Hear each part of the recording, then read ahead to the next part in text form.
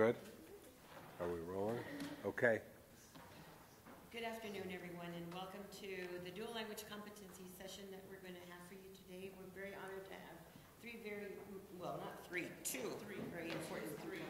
In fact, Laila Ferris, who is the principal of the Dual Language ECDC school, and also the interim chief for Connecting Languages, which basically is in charge of all dual language across the district.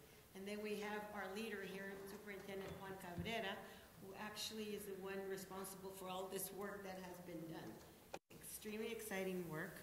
It is a lot of work, but I think it's a great roadmap to what districts need to build their professional development and grow their teachers. So, go ahead. Thank you. And I did not even know I was presenting. I actually just came by to wish them luck.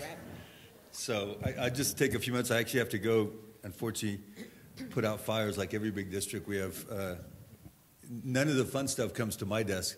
By the time it gets to my desk, it's everybody's throwing their hands up and it's a problem and a big decision or something like that. So have to go put out a few fires. But I am glad to get to talk about this for a few minutes. And you're too kind. You mentioned that I'm certainly not responsible. This is a journey that started in El Paso over 20 years ago with Dr. Izquierdo and the team at Mesita, and then through that feeder pattern, the elementary, middle at Wiggs, and then high school, El Paso High School. And because of the success that we had there for many, many years, when I arrived in 2013, I started September 2013, the community was really excited and wanted us to go district-wide if we could because we had so much success. I think like any large urban district, we're struggling with our English language learner population. I mean, by any definition, if you look at the traditional bilingual programs and how we serve English language learners, I think it's been nowhere near the success that we've had statistically with dual language.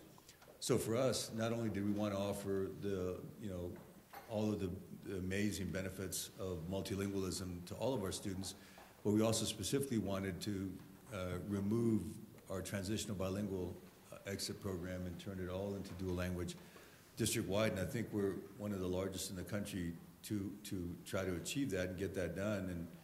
And we're well on our way. So 5 years ago, we started the process, and I think Ms. Ferris spoke to you about this earlier, started the process of beginning to put a dual language program together to essentially take the Mesita model that was in one feeder pattern. We have 10 comprehensive high schools, so 10 feeder patterns, K-12, and this was only one of the feeder patterns. So the idea was that we would replicate that and expand it out. And like anything in life, necessity is truly the mother of invention. And what we're going to talk about here, what they're going to talk about after I sneak out, is all the problems that we now face with scale. Across the board, in public school systems, the innovation that occurs, whether it's an engineering magnet or a career tech or a dual language school or a medical magnet, what we do really well in large urbans is we do one or two of those really, really well, but we don't really try to scale them. And what's happening is we're trying to compete with charter schools and private schools and homeschool and virtual schools. What we're trying to do at EPISD is we don't just think about sort of a one-size-fits-all education. We're trying to find programs that create better outcomes for kids. Certainly, that's our driver. But then we're also thinking of ourselves as a marketing organization and trying to have our educators dream about, what can we offer in our community? Is there something specific, either, part of maybe a global career or like in this case, learning 2 languages, things like this. So across our district, we're trying to replicate successful programs. In a simple sentence, we're trying to do more of what works and less of what doesn't. I mean, that's the bottom line. And in this case, deciding to expand a very successful 20-year program that had tremendous outcomes across 58 elementary schools, 15 middle schools, and 10 high schools turned out to be a lot more difficult than we thought. But it has created some, the competencies here and other programs and sort of ideas that we can talk about, like with regards to the policy, the budgeting issues, a lot more money than we expected. The fact that in Texas, even if it's a two-way dual language, like we try to do, the English teacher has to have an ESL certificate, which is a lot better than a bilingual certificate, but still cost, time, energy, testing.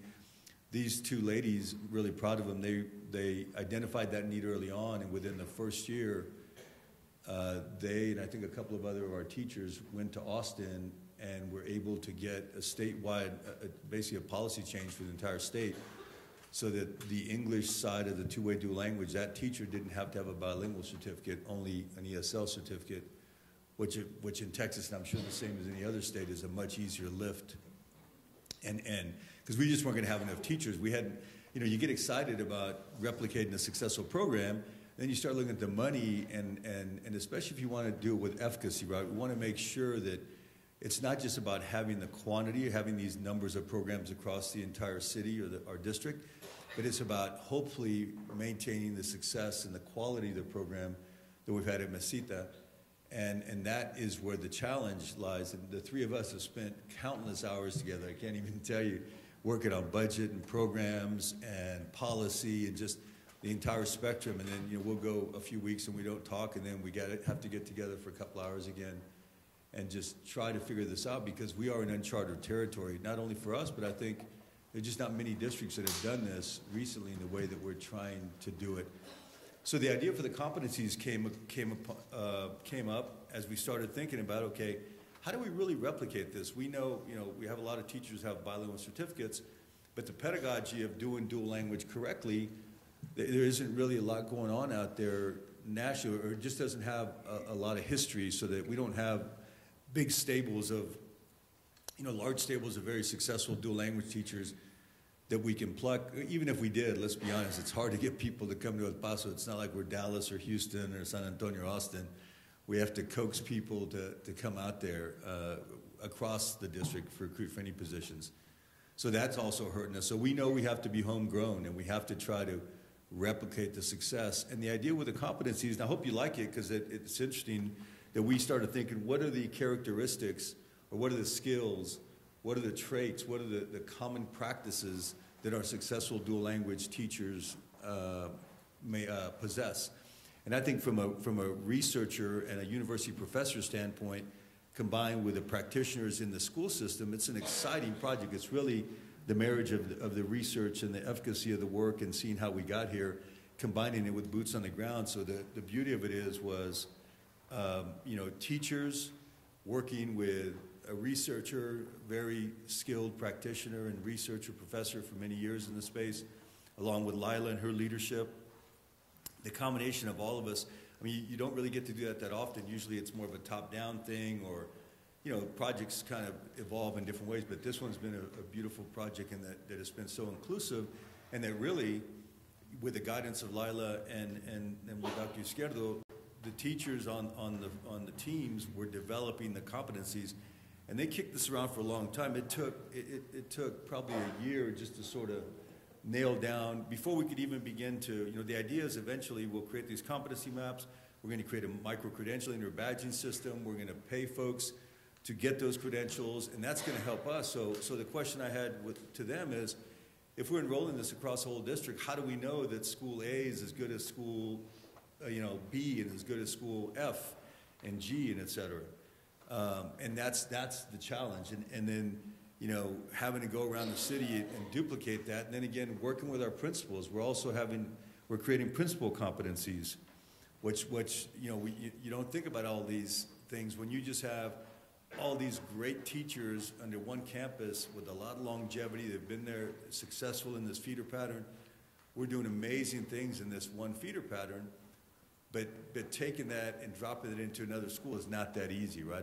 One of the things that they've done at Mesita that helps them success, I think helps generate their success, is most of the folks that teach at Mesita come up through student teachers in Mesita, and Laila and the teachers, sort of pick and choose the ones that they want to keep.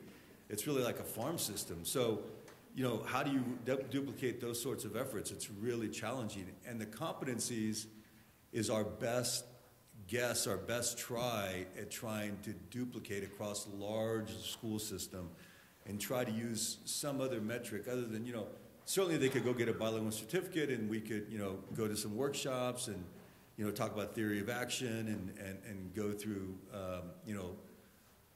the guiding principles, or as we do with Dr. Medina. But the competencies are just something else that we think is really more practical and tied more to the practice that these teachers are engaging in trying to create some quality across, horizontally across the system. So that's the challenge.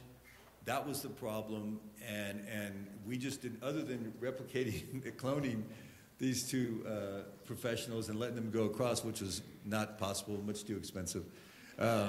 We decided that competencies was really our next best thing. If you think about it from a 50,000-foot view as the architects of this, they had to find a way to hopefully pull some levers and create some efficacy and consistency across the entire district. And we're not saying that this is perfect, but honestly, as we thought about this, we just can't think of another way to really do it other than having video cameras in everybody's room or having, a big team of, because the other thing is then you need a team of people that are our instructional coaches that will eventually help. But then again, that goes back to the money issue, which is how I started all this. So I hope I didn't go too long. That was my best shot at doing it without, it's probably better than being prepared. I would have tried to not just do it but that's, so we obviously spent a lot of time in this. I mean, just giving you this story, it's just off the top of my head from all the work that we've done. It's very exciting. We think that we've got a framework that could help other districts all over the country scale the work, because this is not a particular practice to El Paso in the way that we're creating it. It's something that can be replicated and utilized. And we're actually working right now with New York City and LA, and we visited with a couple of large districts to hopefully try to create a consortium around some competencies that we can have some national input. And then eventually we would hope that maybe it is a badging or a system that we could utilize and then have other folks, sort of, this is a standard of a teacher before they get into your system, that they have to go through these competencies. So since I'm going to go back to my room and make phone calls, anybody have any questions of me before I leave by any chance? If anything? And Laila and Dr. Izquierdo can answer most any question, but just for me from the superintendent side. Yes, ma'am. Absolutely, it's been a much bigger lift, and we've had some budget battles, and that's what you mean. The advocacy of it is really fighting at the board table for limited resources, and then hopefully then you get people to go do the work. And that's what comes from a leader who believes in. Can you hear me now? Yes. And that's what comes from a leader who believes in the work that must be done to serve the children. Mr. Cabrera from the get-go has fully understood the importance of serving not only our English learners, but those who are native English speakers side by side, lifting barriers that we have known have been around for decades, for children, allowing a more successful learning environment in many ways, an active learning environment, engaged in the teaching and the learning through the two languages. He believed in it so much that a division was created within the district, and that's the division of connecting languages and dual language, that answers directly to the superintendent. That means there are no levels in between. He is fully vested and invested in the work that is being done by the division in the partnership with the University of Texas at El Paso. And that means that when we go and say, we need money, we told him, you're getting tired of hearing us say, we need money. He sees us, he wants to probably turn around and run. But because of the belief and the passion for the work that needs to be done and has been initiated, this is what a true leader does. And they will take on the fight, and they will take on those battles when you sit at the table, because it's what's right for students. And we are here to serve them. They're the #1 priority. And so really, truly many thanks to Mr. Cabrera for his leadership and his belief in the work that we do. And he's engaged in it. And you can just hear from how he speaks about dual language and the work that is done. He's fully engaged in it. He'll sit in our sessions. He'll sit in when we work through competencies. He'll be on those phone conferences when we talk about PD or we talk about resources, or he'll sit at the table personally for that.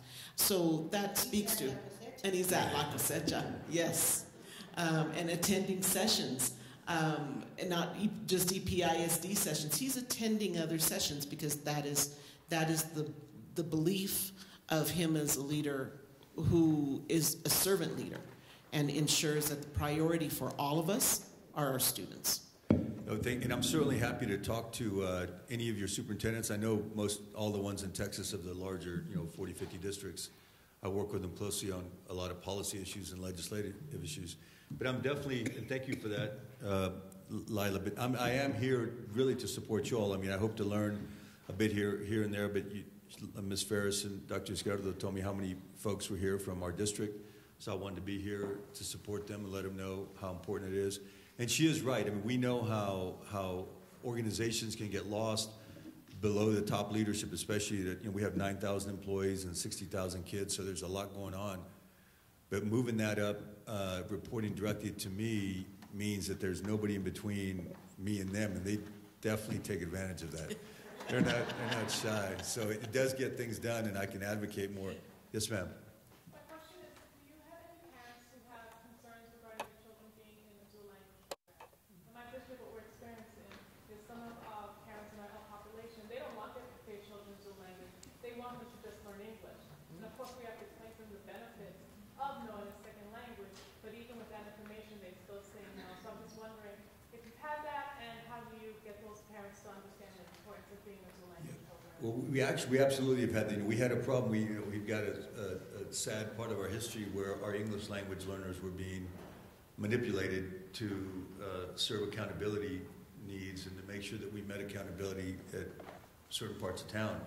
So we had a history with some principals that were denying, actually were encouraging parents to not put their kids into bilingual or dual language programs. That was part of our history. That was, 5-7 years ago before I arrived, and we started to change that. But even when I first arrived, we had a couple of situations where we had principals encouraging parents to sign the denials. So that's in our DNA a bit, and now as we've built a positive culture around it, and we've gotten rid of those bad actors, we still don't have parents that don't want to do it because they think it hurts their kids by not getting them to English sooner. And what I think has helped for us is and it's a belief system. We still have a lot of folks that don't believe in dual language. I mean, there's, even around the city, our neighboring districts, a lot of them try to get the kids to English as fast as they can because they want to get them ready for third grade state accountability. And we know that a lot of our dual language kids may not do as well in third grade as they would have potentially otherwise. We know by fourth or fifth, certainly middle school, that they're far exceeding their peers statistically. So it's just an investment in the program, and that's what we explain to the parents. But you can't overcome that, and you're right. I mean, I think you've said the answer. You cannot overcome that unless you have a belief system in your organization that can sit down with a parent. Because a lot of those parents, you may never know that they were talked out of it or that somebody allowed them to sign the denial letter. So you have to have those, into your system, the strands of belief that are deep in the system so that people understand. Because people will listen to it and, yeah, it makes sense, but they don't really believe in it. And if a parent, unfortunately, connects with somebody like that, they probably will let them, let the kid get out of it. So we're just trying, to positively, constantly talk about the research and the statistics around the success of the program. What's interesting for us, we had a really unique situation the first year when we opened this up in kindergarten and first grade. So, 27% of our kids were English language learners, so 77% or 73% weren't. Of those non-ELLs, the majority of our district, the vast majority of them asked to jump into dual language the first year we opened it up. I'm talking about like 90% of those. So we overloaded, so we didn't expect the demand on the English-speaking side to be so big. So we quickly had to scale that up across the district because we had a lot more kids. We almost got to the point where, we could, if we could do it, we just can't staff it. We could probably have almost 100% of our kids in dual language if we had the resources to do it. That's how excited our community is, which I think helps. But you're right that, we talk about, the guiding principles, the culture and our English language learners valuing that. We think from that standpoint, you're right. Many of the parents come in and say, well, no, we got to get their kid into English. If we can convince them to leave their child in there and then they see the benefit of, the two-way dual language, God, it's just tremendous what a difference it makes for the self-confidence of the parent, of the kids. But you're right. Some parents come with that preconceived notion that it's bad if they don't, it's really hard. So it's a constant fight. I don't think we'll ever feel like we've won that one because it's going to happen to us all the time. Thank you. Yes, ma'am. I wondered if there were critical moments that you had in your leadership or opportunities that made you feel as passionate about this as you feel. I think that there are many competing interests for a superintendent. Yeah. So what made this a priority for you? What did you engage in? So I'm an English language learner. I didn't speak, my grandmother raised me in Mexico, and so my parents spoke English, but I was an old-fashioned dueler. My abuelitos no hablaban inglés, and my parents tried to speak a little bit to me in English, but really they enjoyed that I was fluent in Spanish. So I didn't start speaking English until I went to school at 5 years old. And then later in my career, I'm an attorney, and I was a software executive for many years before I came into this. I worked in Brazil, and after 2 weeks in Brazil, I was almost fluent in Portuguese to where I could negotiate contracts and have business meetings, and then we moved to Europe and Italy and other. So in other words, so for me personally, I think what happened, obviously I was a dual language kid and maintained dual languages, but then in my 30s, I picked up 2 or 3 other languages. Don't ask me to speak in Portuguese because it's been about 12 years since I was in Brazil. But I was good at the time. And so for me, the beauty of that, you know, and having that ability, and it made a difference in my career. When I went to University of Texas Law School, and I had a job at a big firm in Houston, and it just sort of hit me one day. I was there competing in a very competitive law firm, and, you know, it's cutthroat, and we're fighting for space and trying to move up to be partner. And it just occurred to me one day, I don't know why, I said, gosh, nobody here speaks English, Spanish but me. Why don't I compete for them in a different sector of the law? And that's how, when I was recruited to be the general counsel of an international software company, and I ran Latin America for them for a couple of years, and then moved to Amsterdam to do the same. But that was only afforded to me because of my language skills, my multilingualism, right? So I have a personal story that it made, you know, not only am I able to communicate with many more people, but it made a real financial difference in my family and our family's future. I mean, dramatic. The money that came from that by going from just a monolingual English speaker to a multilingual general counsel of a large software company that was in 52 countries, it wouldn't have happened without my language skills. So I think that it's a gift that we can give our kids. It's really, I mean, there are very few things that we can do for them other than maybe like, you know, the real like coding, you teach them, especially now with all the technology careers. But of all the things that we give them, I mean, language and the ability to speak more than one language, no matter what that is, Spanish works for us there, but I just think it's amazing. And I can speak to that personally, so I do share that message with parents. So if I have a parent that doesn't want their kid to speak 2 languages, I spend 3 to 5 minutes telling that story. They change their mind that fast, right? So it does make a big difference. I think that's the real driver for me. When they came and spoke to me about it when I arrived in 2013, I'm sure they wondered, they didn't know what they were going to get with me, but it didn't take long to, I mean, I got it right away. And being a kid that was dual language, homeschool, if you will, the old-fashioned way, it made a tremendous difference in my life. And I'm happy to talk to any of your superintendents or how we've done it and how we think it's really making a difference, but no doubt I think their energy and passion around it has a lot to do with the fact that Laila reports to me and that they get things done faster. I think it would be more discouraging for them. I mean, I'm speaking for them, but I think it would be more discouraging for them if they had to deal with all the politics just to get to the superintendent, in addition to doing the work, which is very difficult. And the fact that they know they can get to me 7 days a week, and we can meet and talk and solve problems pretty quickly, it's a big difference. I mean, nobody knows in the district all the fights and the battles that we have amongst each other and fighting for money and other resources, but we do that work because we want our teachers and staff to take care of kids and offer the opportunity. So that's our part of the fight. And we appreciate it. Thank you. Yeah. Any other questions? All right. Well, I can't wait for you guys to see the competencies. Well, we'll move into the competencies now to really give you an understanding of what they are and why we're doing them. First of all, the competencies come out of Danielson's 1996 framework for competencies. And it was, what is it that teachers need? Any teacher, just to be a teacher, right? What do they need? What do they need to know? What areas is it that they need to grow in? So Danielson comes up with these competencies here and these domains. And these domains are used a lot by the Council of Great City Schools. In addition to, I think it's Marzano who also has a framework that's similar to them, okay?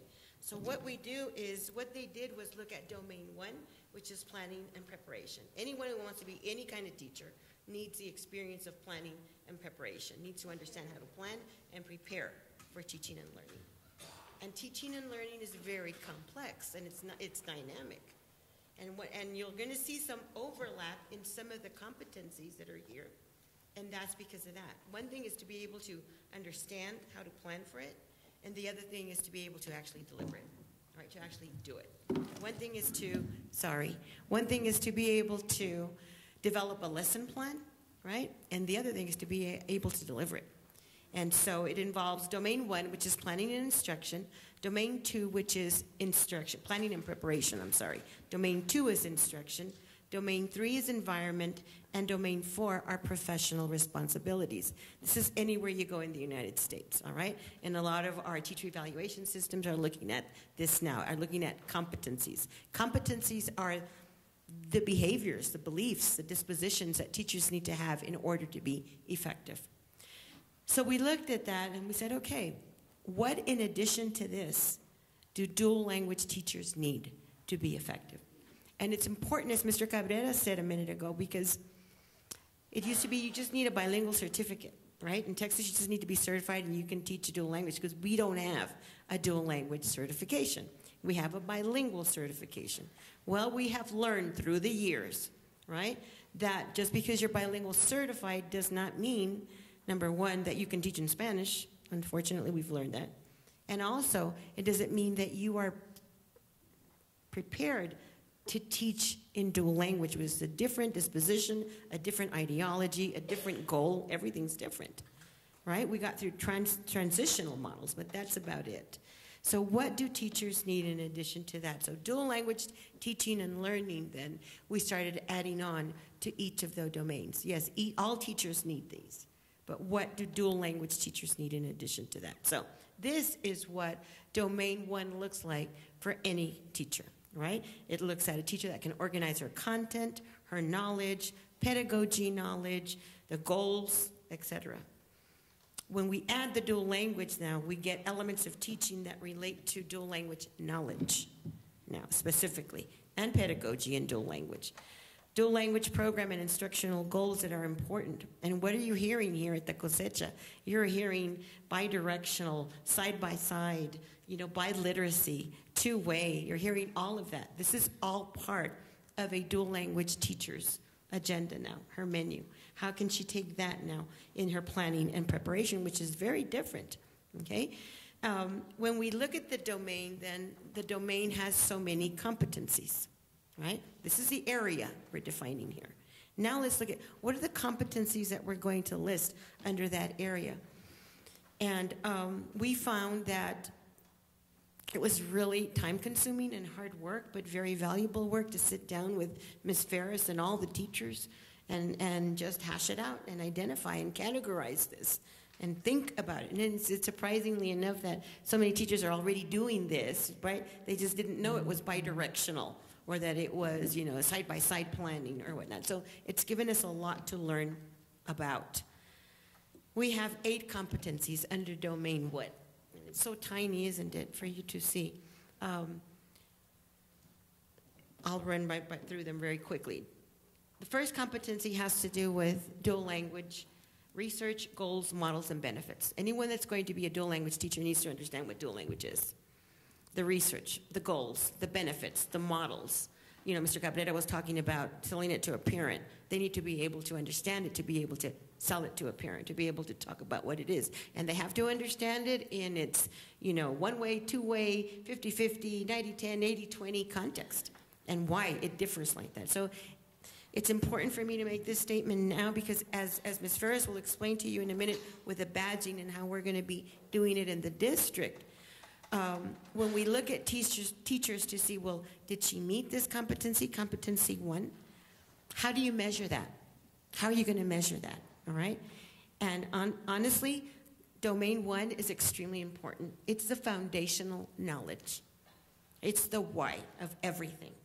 It's not just the teaching a strategy over here. You have to understand why that's important. So it's important that we don't just say, well, she went to a workshop in, dual language, so she gets credit for it. No, that's not enough. That might be a beginning. In order to process and really understand, you need to have, multiple experiences of attending sessions and such. The second competency is understanding what we call TWIUP now, right? That Cal introduced us to TWIUP, which is two-way sheltered instruction. It used to be SIOP.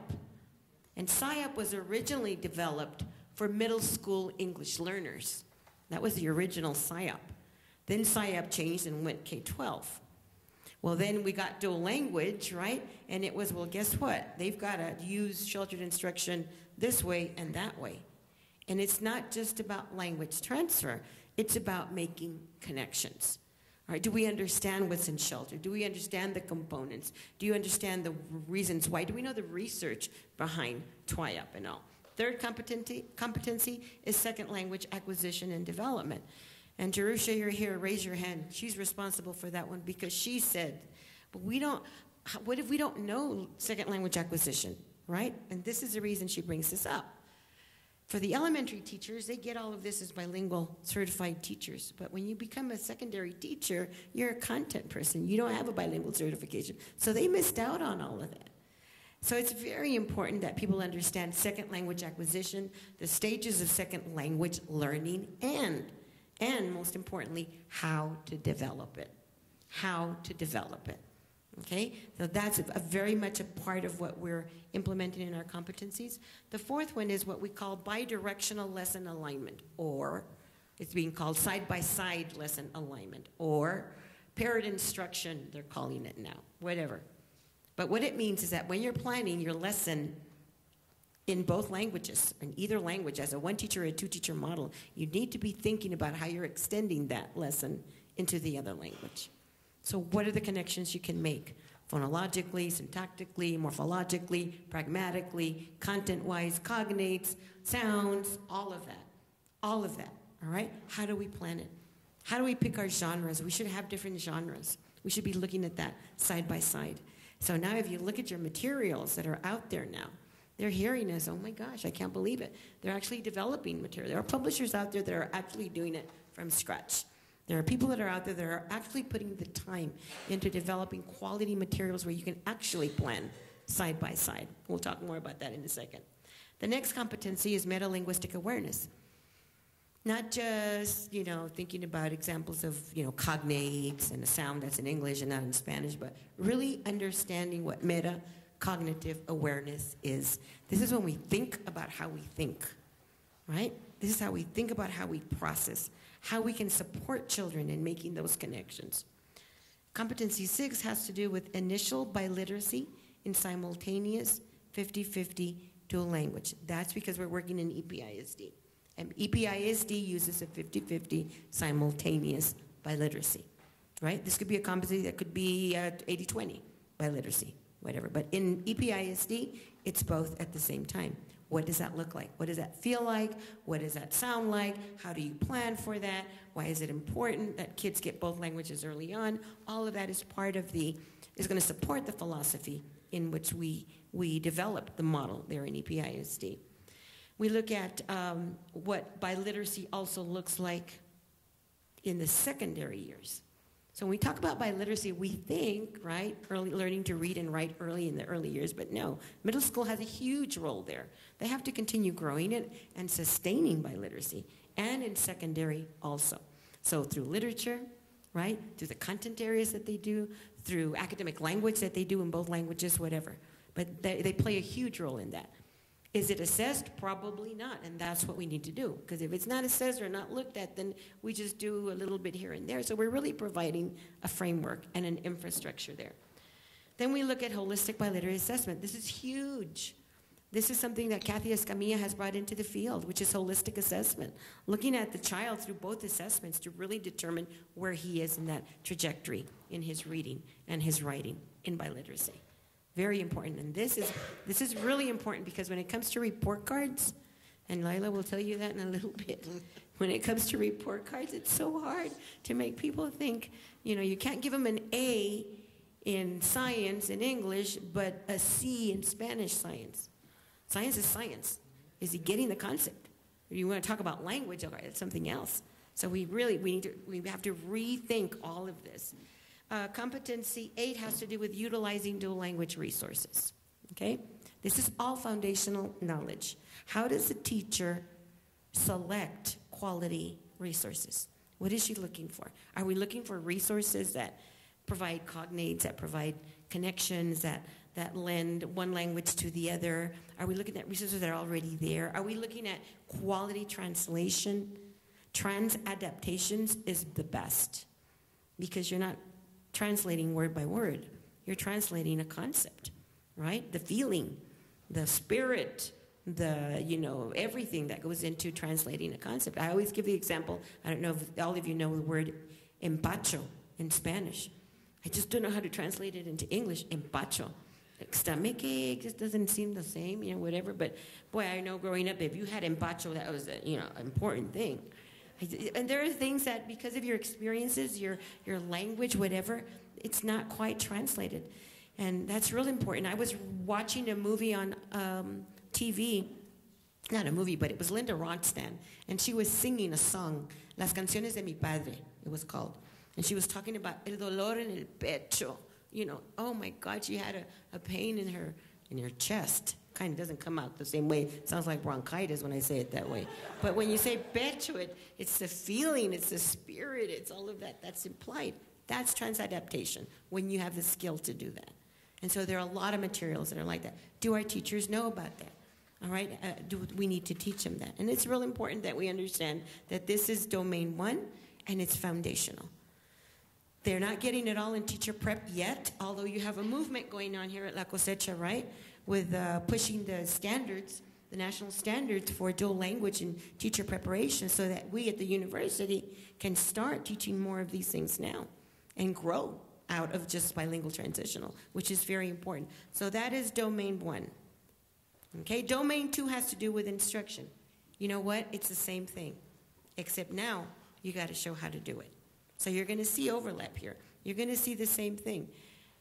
But it's specifics now. It's looking at how do you do biliteracy. So you plan for biliteracy, and you plan for this side by side. Now show me how you do it. And you showed me that you took a course at the university and that you went to many sessions that talked about TWIUP. Now show me how you do it. So it's different. So instruction is extremely important, but you can't do it unless you have the foundations that are there. All right, so you see a lot of this that will mirror, but now it says in the delivery.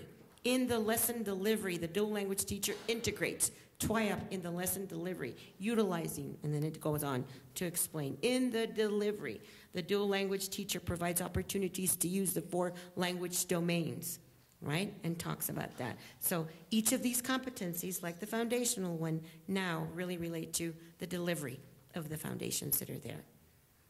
I'll go to the next domain, which is the environment. And as you can see, the definition there has to do with anything that doesn't relate to direct instruction. Okay? The culture of a class, the relationship with students and or families. So what is important to dual language? What's that third pillar? Who knows? Social cultural.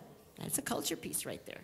All right? That's what the dual language teacher needs to bring in. So in dual language, right, we bring in components related to the interactions in dual language settings that are not directly related to the instruction of the content. And we have 2.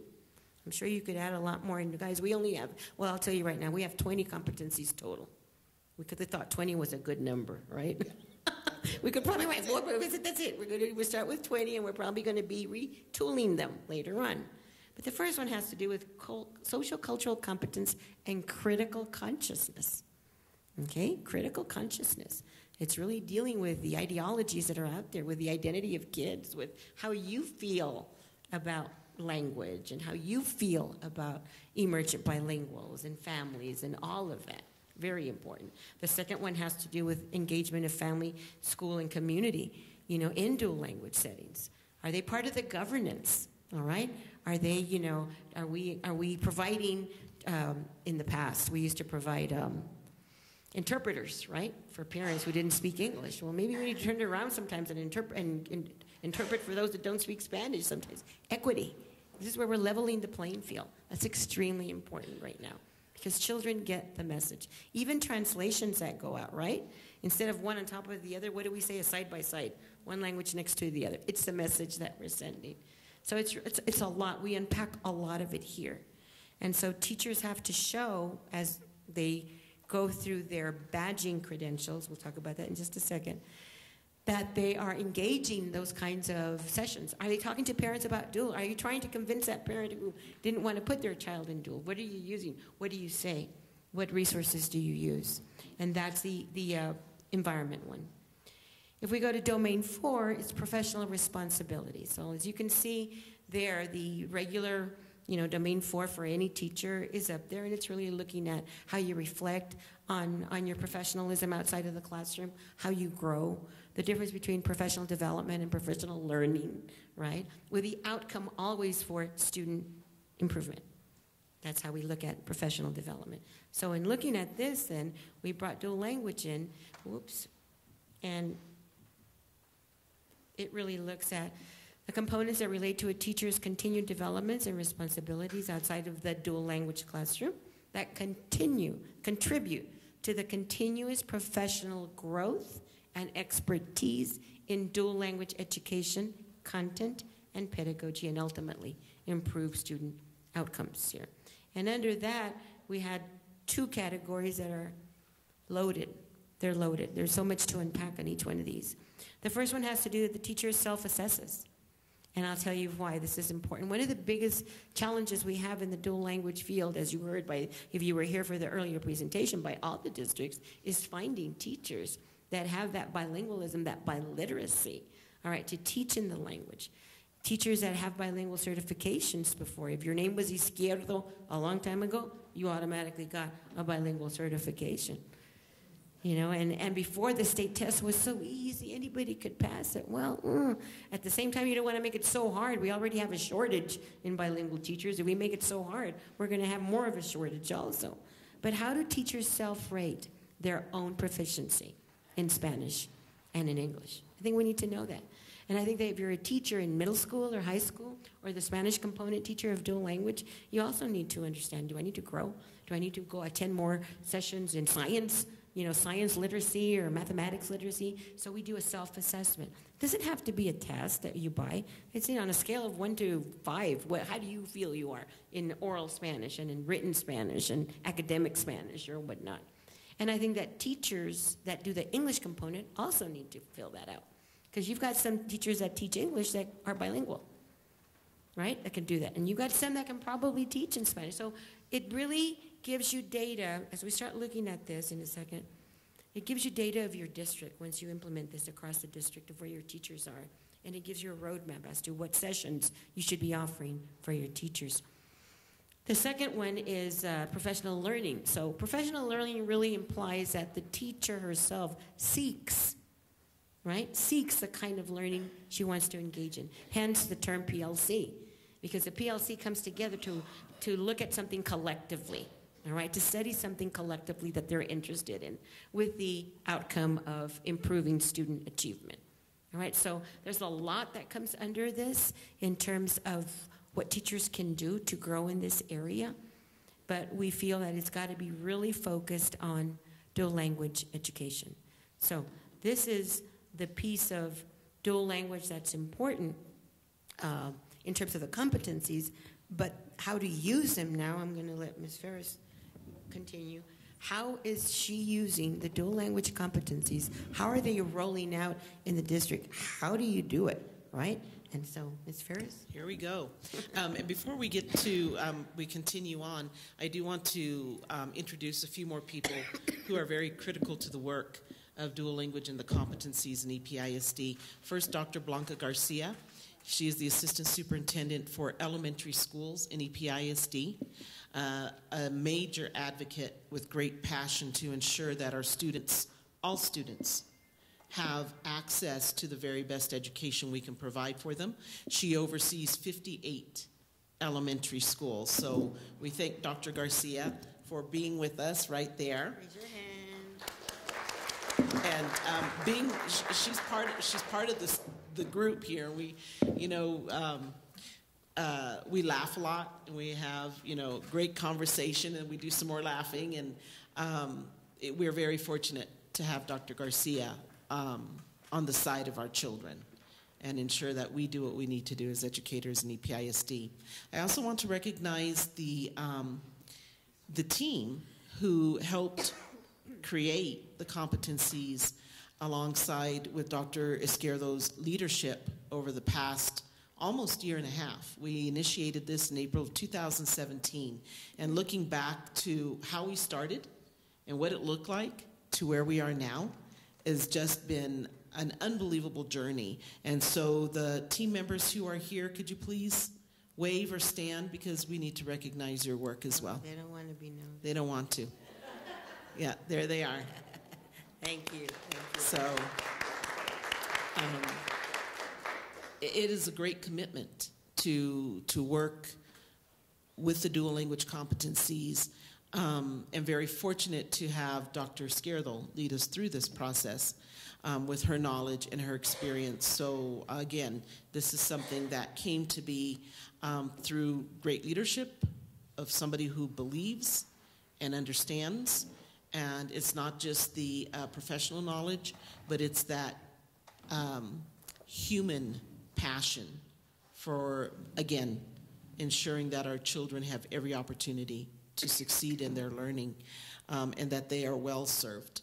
So dual language competencies, we believe, is our roadmap to coming to know ourselves as dual language educators, first and foremost.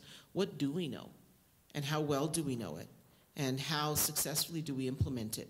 And how do we know we got there?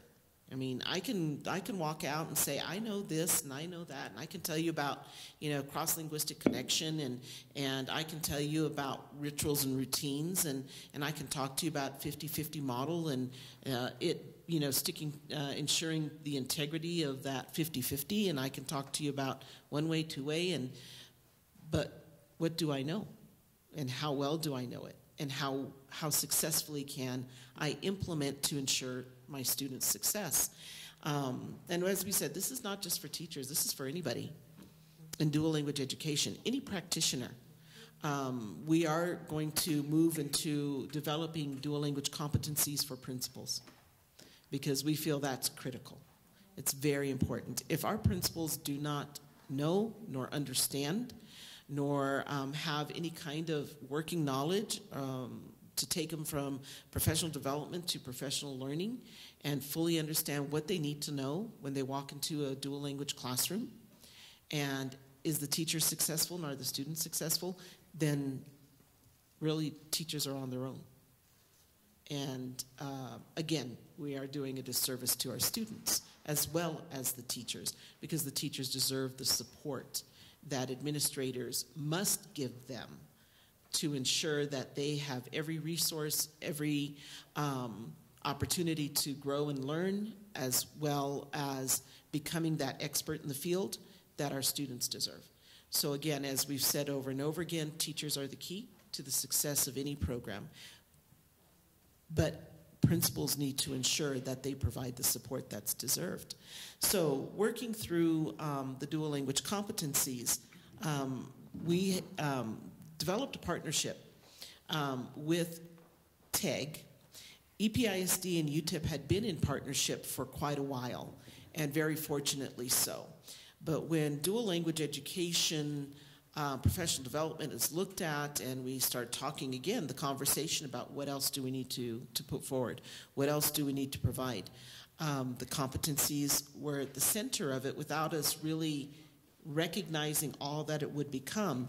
And we have been working with Trinity Education Group, who is providing the digital platform for our competencies. Because as Dr. Izquierdo said, we need to really come to know what our teachers know.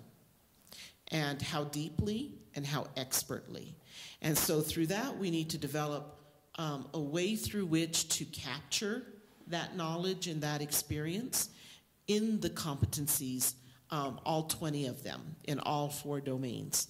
And so we had discussion that sent us towards developing the competencies. And if you look up the chart tablets, that's what it looked like when we first started. Our very first day, April 3rd, 2017. God, you remember. I remembered. I will always remember that date.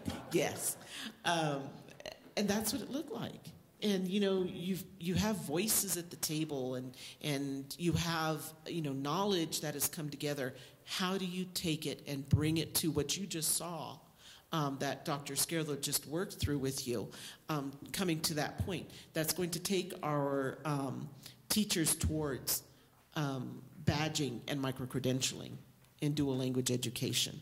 And so the 4 domains came forward, again, Danielson's framework.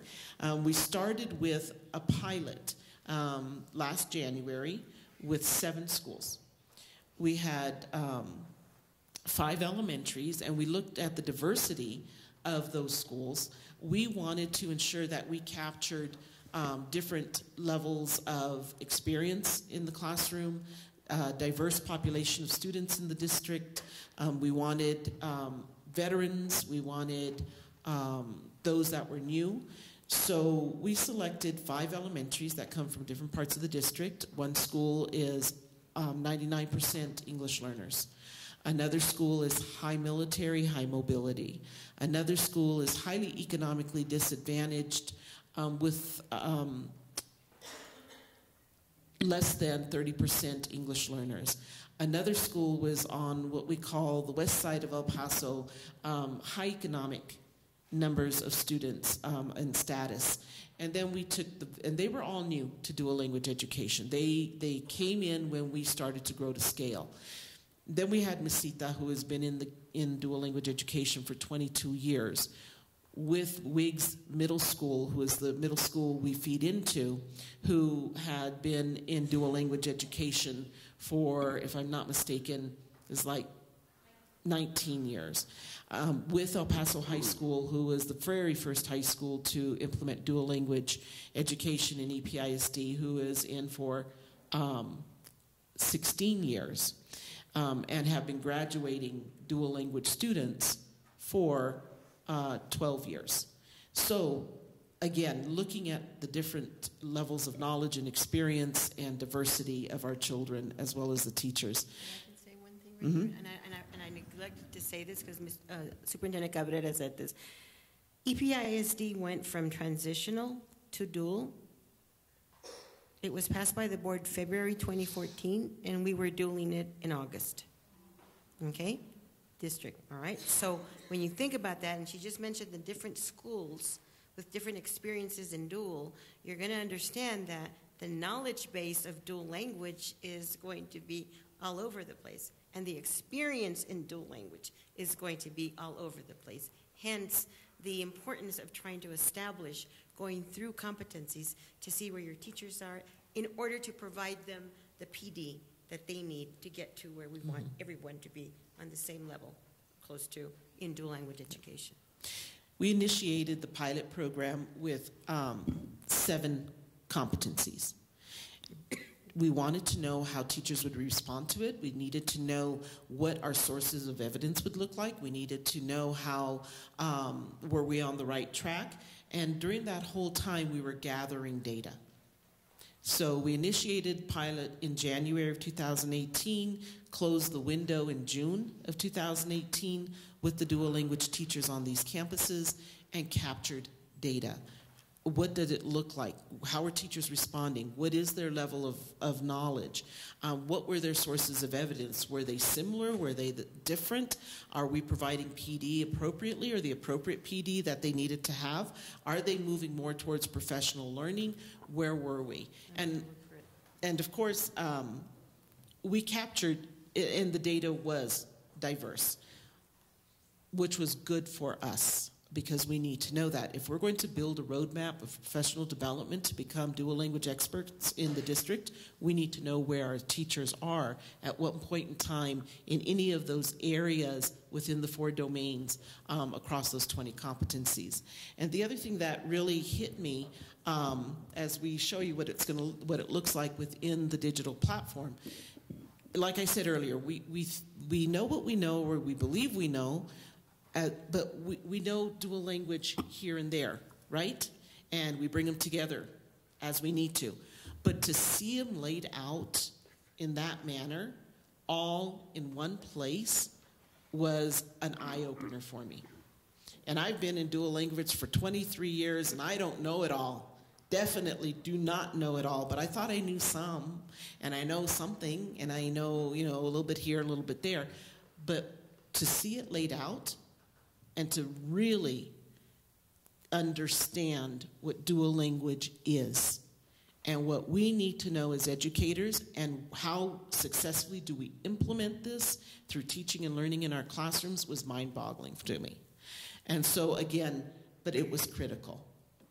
Because if we're going to say we are dual language educators and we are experts in our field, within our classrooms, on our campuses to serve our children successfully, that's what we need to know, and that's what we need to do, and at a very, a highly successful level. So when you look at what the competencies look like when you lay them out, under every competency are activities or targets. For every target is what we want to capture in what we call artifacts or documents. These are sources of evidence. So if you look at competency 1 under the first domain, and that's dual language education, research goals, models, and benefits. Dual language teacher has foundational knowledge of dual language education research, and so on. The first target that they're going to address or look to within themselves, it's a self-reflection also. And when you self-reflect honestly, you are at the top of the game, whether you are successful or not, but you know where you are. And so, again, target 1, the dual language teacher participates in the district's required dual language foundations, professional development, check-in to programs dual language foundations PD session. We provide every teacher new to dual language education EPISD what we call dual language 101. And that is the foundations. It's a 6-hour PD. Dr. Izquierdo provides that PD for us, and every teacher who comes into dual language education in EPISD must have that dual language 101, the foundations. What we want them to do for that target within that competency is check in to programs dual language foundations PD session. It's a drop-down menu. All they do is they drop down, they click. Yes, they did attend. We're going to ask for a source of evidence about what was the date you attended, or upload your certificate, because what we're doing as a division is also ensuring that every teacher receives certificates for what they participate in. Because if it's just like a check-in, you'll remember when, you'll know when, you can upload it, and it's there. Very easy. It's a simple one to capture. But then that's the simplest of them all. And then we move forward from there. And then if you look at target 2, dual language teacher develops a weekly, bi-weekly schedule reflecting the district's 50-50 model and goals. We ask for them at this point in their artifacts or documents to send us their schedules. And their schedules must reflect the 50-50 model, whether it's a day by day, a week by week, unit by unit, if they're secondary, whatever it may be. And then the rubric goes into more depth about what those schedules need to look like. So you can't just send a schedule and say this is it. The schedule has to reflect all of those areas. The first level is emerging. And when you receive an emerging response, let me go back a little bit. We have support team members. Support team members are the division facilitators and teacher leaders who are assigned to a certain number of schools. We also have certain personnel at some of the campuses with great knowledge of dual language education who are support team members. They receive in-depth training for this piece to be support team members. So what happens is that when a teacher sends in a source of evidence they upload, they type in responses, whatever it is, whatever we're requesting, the support team member goes in and reviews. If the support team members find that they are at an emerging level, they will assign the emerging level to it and send it back with feedback asking for whatever else is needed to try to have the teacher understand what more is needed to reach the next level of attainment or even excellence. And so conversations can occur online between the teacher and the support team member. They can have a face-to-face. They can sit down as groups from schools together and work through this. They can actually, sit there and message each other while they're both looking at it. So the support team members have to be highly qualified and knowledgeable in dual language education to support the teachers in the field. For what we are looking at, our teachers need to attain 80% attainment or excellent in order to badge in that competency. If they don't receive 80%, that means that we still need to work through more professional development, more mentoring, more support at the campus to ensure that we can bring them to that level of attainment or excellent. Yes? Are you using Bloomboard as your platform for the micro-credentialing? Are we using Blueboard as a platform? TEG, Trinity Education Group, is the platform owner. Oh, okay. And so they are the ones who have developed the platform to meet the competencies. And so what we're going to do is we'll show you whether I can't even begin to tell you if it's Blueboard. That is like we turn to our TEG professionals, the digital platform folks, to guide us in that area.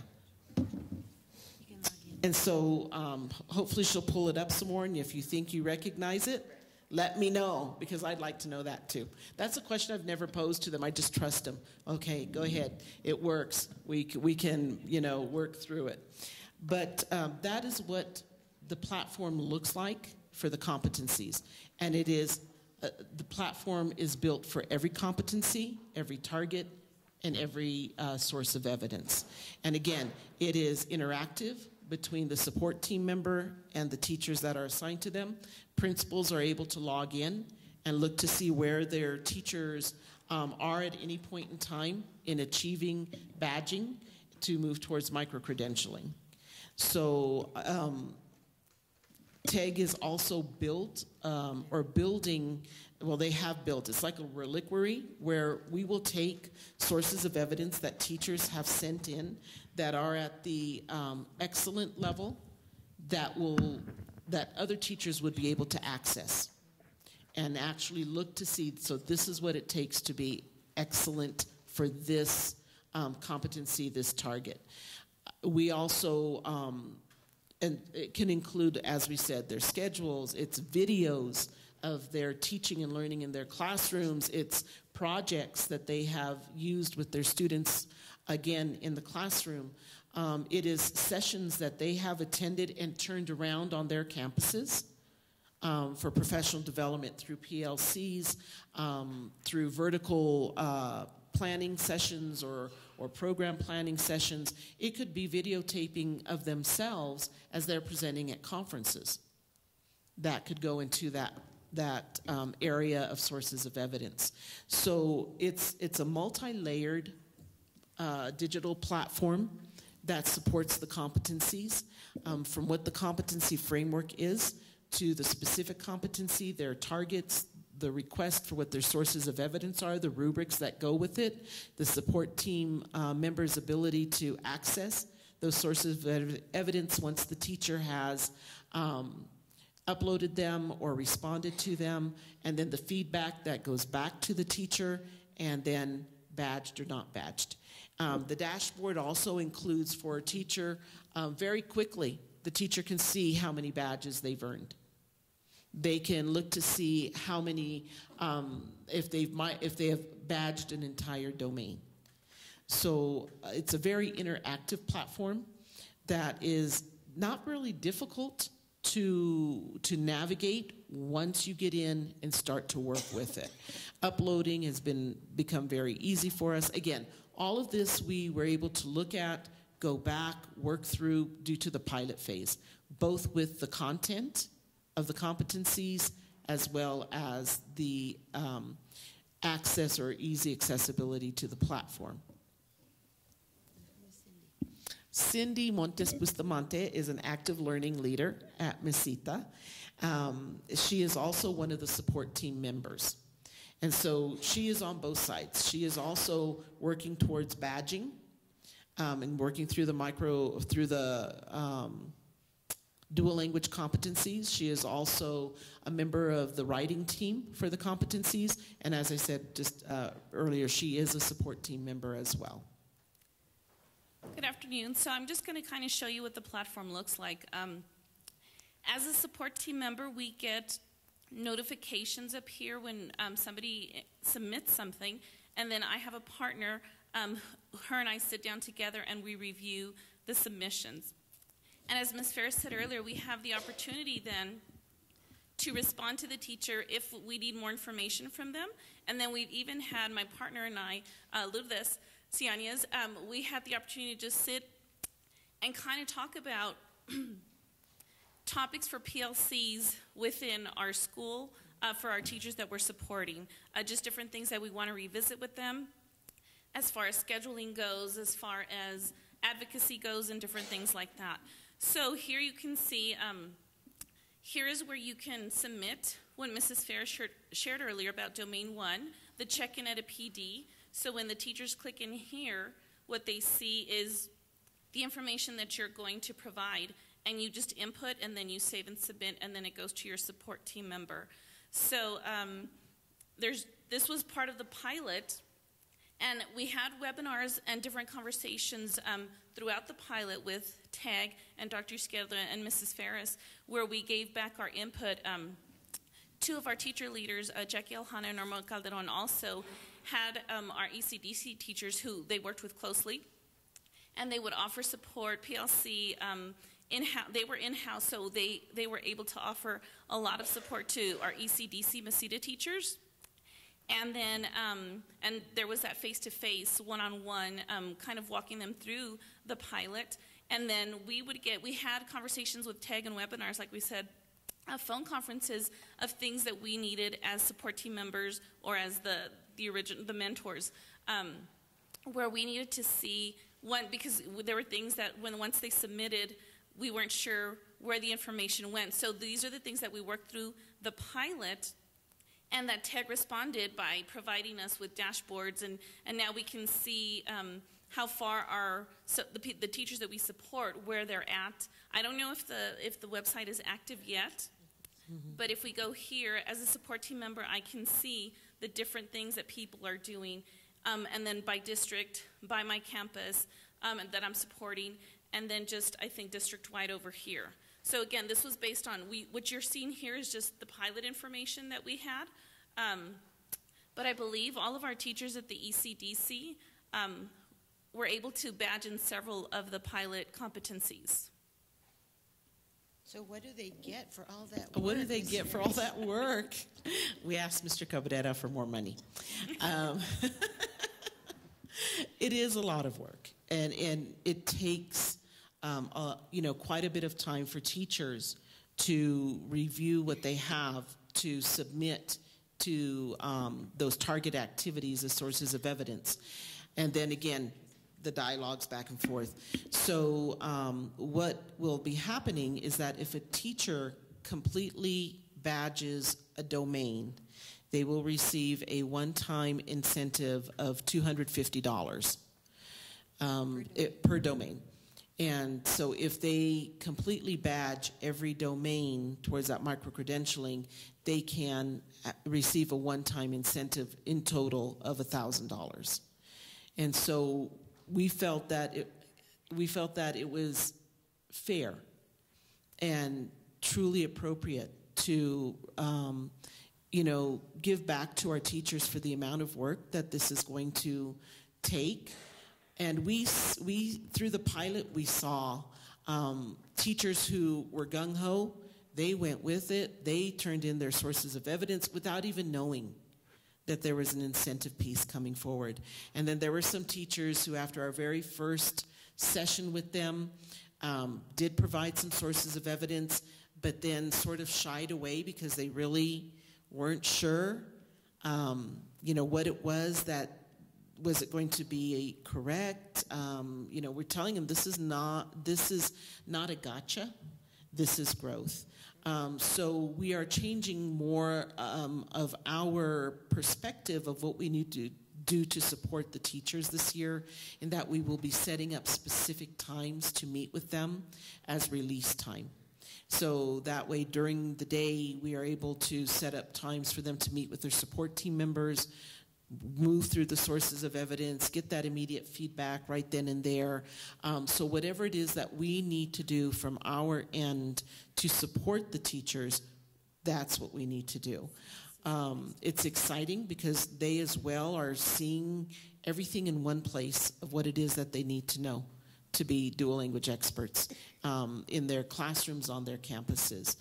We are adding an additional 14 schools this coming year.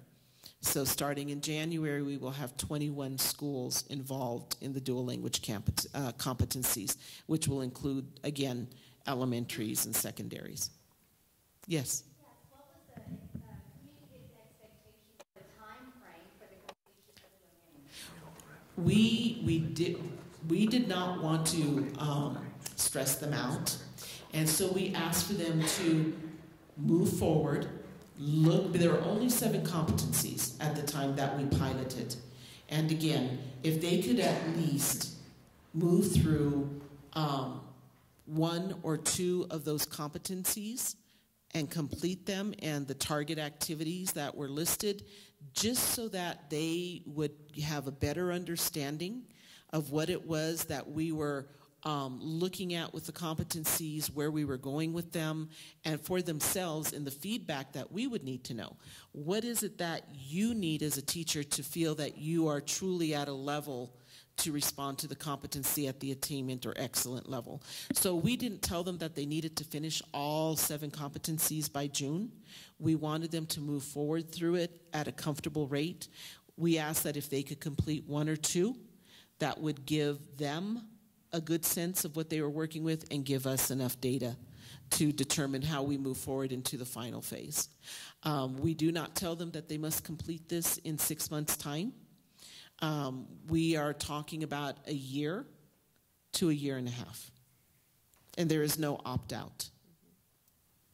So I just want to add that it's really about